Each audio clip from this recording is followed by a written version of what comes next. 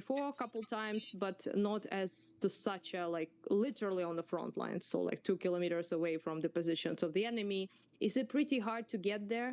Because you can get like 6 kilometers away, but this close you have to get permission, because it's pretty, you know, civilians shouldn't be there basically. Yeah. And yeah, you can also do some weird ass shit like giving away their positions to the enemy. Who the fuck knows like what your intent is? So you have to like have a permission. And yeah, so it's pretty hard to get it without like having an official like government issued like some kind of like identification, like a volunteer maybe or something, and I don't have it. So yeah, so I managed to get there, and people were not allowed there as well. For example, journalists are not allowed mostly that close, so they are mostly on a little bit further. So yeah, so it's pretty exclusive actually, the footage I got and the photos I made, because it's pretty hard to get there. Yeah, I will go also to Izum maybe next week, which was the city, a town close to Kharkiv that was entirely destroyed.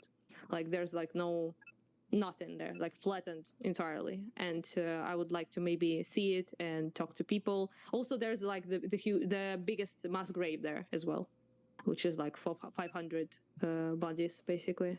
Gotcha. Did you see did you see the photo series that somebody posted on? I saw it on Reddit. I'm sure it's been posted in other places, where it had like a bunch of before and afters of some like destroyed places. Yes, yeah. I see. I think that was stuff like that. Yeah. I think it was in Kharkiv. Yeah, that one I can see with my eyes. You know. Yeah, I'm here now, so. Oh fuck! I'm not gonna be able to. I don't know if anybody saw this on Reddit yesterday. I just thought it was interesting, but yeah. Yeah, I see stuff like that. Maybe not this particular one, but the like comparisons, like before and after. I did see pictures like that of Mariupol, of Kharkiv, of Zaporizhia, different cities that were pretty damaged. But Izum is fucked entirely. It's just nothing left there. And yeah, and also like the biggest mass grave since World War II, basically.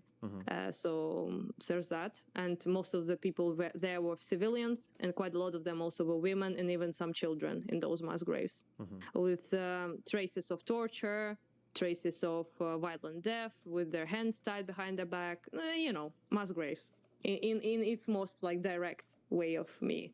You know, some people call mass graves things that are not mass graves, but this one is exactly that, what you would expect, I guess. Did not get that much coverage. I know that Reuters, I think Reuters Reuters is what we call it in the West, but yeah, sure. Reuters, yeah. So this one posted, I think New York Times did, and another article I saw someone, another journal, but other than that, I think it did not get that much of a coverage, unfortunately.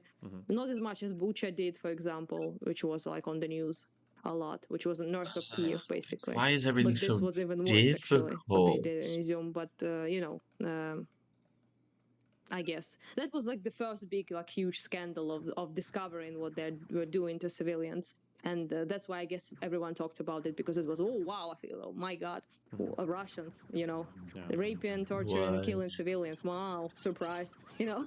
This was a big surprise for someone, but for us it wasn't that much. Although I will admit that the footage I saw, even for me, despite the fact that I know what I know about how Russia operates, it was still a fucking surprise.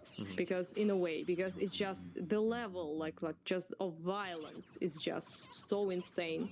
And those like torture chambers that were discovered in all sorts of cities, in Izium as well, in Kherson we have evidence of that already posted. I think some credible journals already posted about it.